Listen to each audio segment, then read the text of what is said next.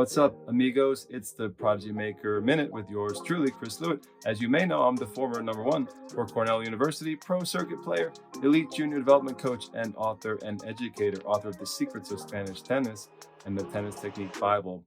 Well, I've been busy on the court. Recently, we have more and more players coming to the academy in Manchester, Vermont.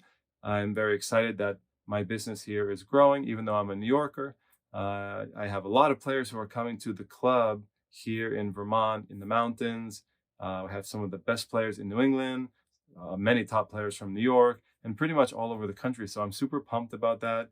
I don't do a lot of marketing. I'm just a small business, and just word gets around in the high performance tennis community, the junior tournament world, and I think people are realizing that we have an awesome setup here, and players can come train with me personally. It's pretty cool.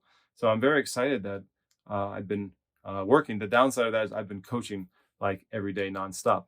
But I was going to say that I've been working with a very talented young boy from New England, and this kid can rip the cover off the ball. Very powerful player. And I'm just having such a hard time convincing this guy not to smack the ball flat, like not to take the ball and just whoosh, smack it down like a straight laser beam, like a horizontal missile launch. I like to see my players attacking with spin because I believe spin is like an insurance policy on attack shots and on finishing shots. And I'm just having a really hard time convincing him that that's the way to play the ball. And he can do it. He can do it really well. He's got a very live arm, and he can, any ball that he hits flat, let's say he hits it flat at 80 miles per hour, he could hit the same shot as a winner, equally effective at 75 miles per hour, but with spin, and it would be safer. And that's just, that's what I want him to do. That's how I'd like him to play. And, it's a tough road. It's a tough battle. One of the problems is that when like this type of kid plays indoors on hard courts pretty much all the time. And when you play in that type of environment, sometimes if you're talented, you can kind of smack the ball flat and it usually goes in.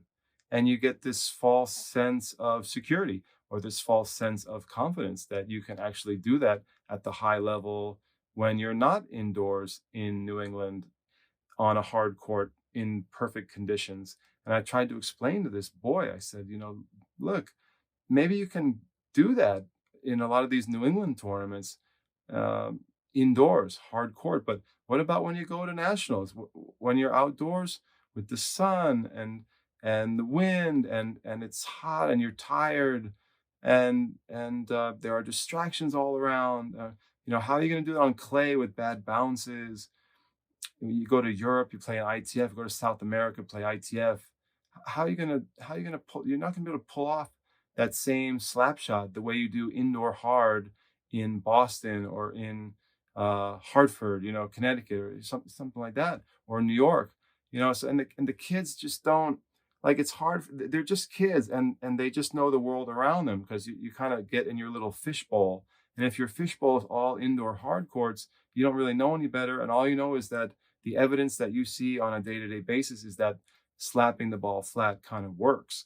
And you don't realize that there's a whole other world of tennis out there that's played outdoors, on clay, in wind, lots of distractions, bad bounces, things like that. And I just think kids are making a big mistake if they don't wake up and realize that is the reality outside of hardcore indoor tennis. And the other thing is, I think that when you play with a little more rotation on the ball, it's better. It's better, especially in the pressure moments, because when you feel nervous, when you feel tight, when it's high pressure, when you're fatigued, when you're a little bit fatigued, and you put that extra spin on the ball, you're still going to hit a powerful shot. I mean, I'm not saying take a lot off the shot. I'm saying just add a modicum, a small amount of spin for safety.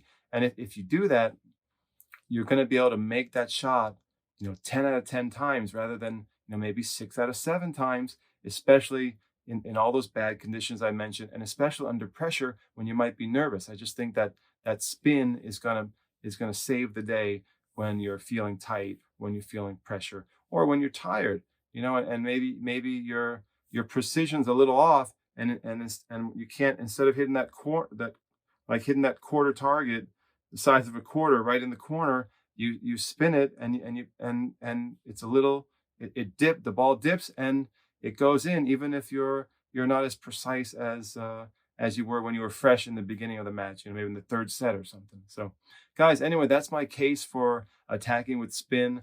I try to convince a lot of my players. Occasionally you have a kid who is not that powerful and they need to hit the ball flatter and play like kind of a flatter, more precise game like that. That's a very different scenario. Like that's worth a kid who is not explosive with their fast twitch muscle fibers, and that's sort of on a case by case basis. But for me, if I have a kid who has a live arm, very good fast twitch, I definitely want them to play with rotation, because for all the reasons that I mentioned, and I just think this is obviously the way most modern pros play now. So there's got to be something to it. Guys, if you like this Prodigy Maker Minute, please consider watching my big show, The Prodigy Maker Show.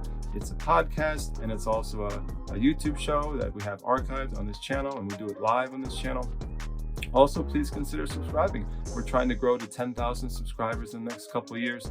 I'd appreciate it if you'd help support the channel, and I'll see you guys on the next program.